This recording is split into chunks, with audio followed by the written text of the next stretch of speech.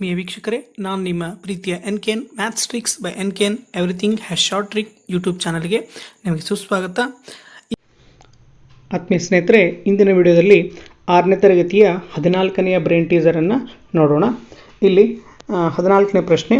ಒಂದು ನದಿಯ ವಿರುದ್ಧ ದಿಕ್ಕಿನಲ್ಲಿರುವ ದಡಗಳಿಂದ ಇಬ್ಬರು ನಾವಿಕರು ದೋಣಿಯೊಂದಿಗೆ ಏಕಕಾಲದಲ್ಲಿ ಹೊರಡುತ್ತಾರೆ. ಹೊರಟ 45 ನಿಮಿಷಗಳ ನಂತರ ಅವರು ಪರಸ್ಪರ ಅಡ್ಡ ಹಾದು ಹೋಗುತ್ತಾರೆ.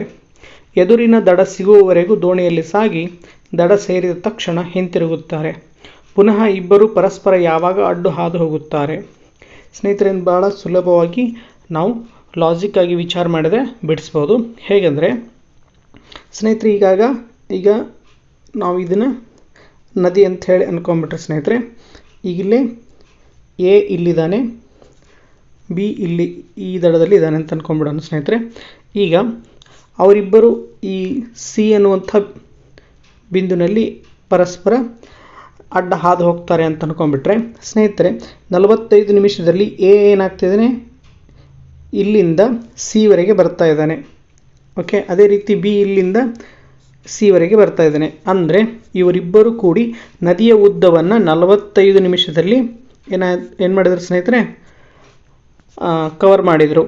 ಹಾಗಾಗಿ ಈಗ ಬಿ ಸಿಯಿಂದ ಈ ಕಡೆ ಬಂದ ಅಂತಂದರೆ ನೆಕ್ಸ್ಟ್ ಏನಾಗ್ತಾ ಇದೆ, ಎ ಕೂಡ ಸಿಯಿಂದ ಇಲ್ಲಿಗೆ ಬರ್ತಾ ಇದ್ದಾನೆ.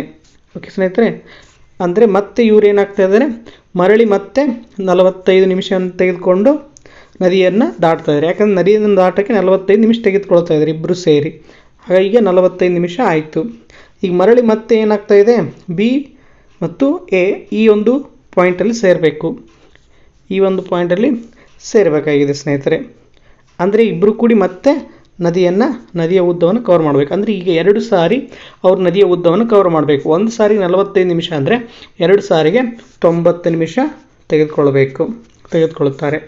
ಹಾಗಾಗಿ ಅವರು ಮತ್ತೆ 90 ನಿಮಿಷಗಳ ನಂತರ ಪರಸ್ಪರ ಅಡ್ಡು ಹಾದು ಹೋಗುತ್ತಾರೆ ಅಂಥೇಳಿ ಇಲ್ಲಿ ನಾವು ಬಹಳ ಸುಲಭವಾಗಿ ಈ ಒಂದು ಲಾಜಿಕ್ ಮೂಲಕ ತಿಳ್ಕೊಬೋದಾಗಿತ್ತು ಸ್ನೇಹಿತರೆ.